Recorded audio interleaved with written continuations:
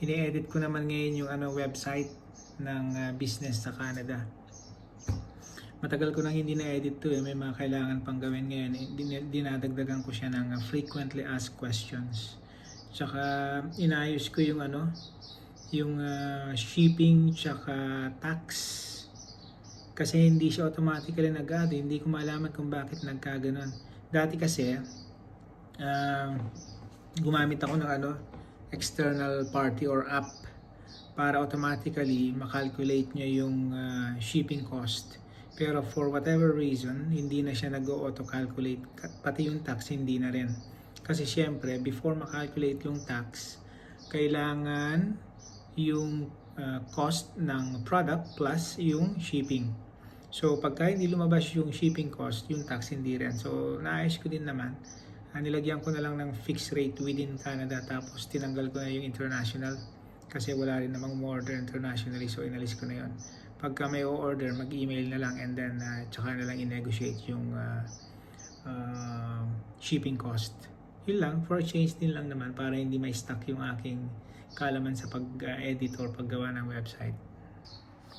So ito yung website na ginagawa ko, ito yung page niya. Dinagdagan ko siya ng frequently asked questions kasi para maging maganda yung SEO, para madaling i-research o i-search ng mga customers yung website, kailangan na kumpleto iyon. So may isang requirement doon na frequently asked questions, so I have to add this page. So yan, nilagyan ko na siya ng mga questions, tapos yung mga sagot din, and then pinublish ko naman na siya. So papakita ko lang quickly yung website. Ito siya, punta tayo sa homepage. Yan, merong mga options dito, custom hoodies, custom sweatshirts, tsaka t-shirt. Meron din kaming super cool club collections. Ayan. Kung gusto nyong maging super cool, yan, pwede kayong umorder yan. Meron din mga pambata. Halimbawa ito, super cool. We need to go to the page.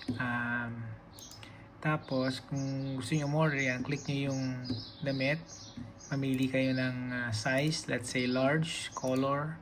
We only have 4 colors, but the best seller is the black one. Yan.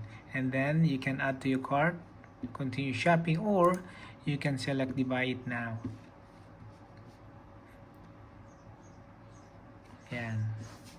And then you can add your details here, your email address, your name, last name, phone number, and of course the delivery details. And then continue and then make your payment. And then we will deliver it to you. Yeah, yun lang. Nice. So, kung meron kayong gusto, browse nyo lang yung website and then we're going to ship it to you. Alright?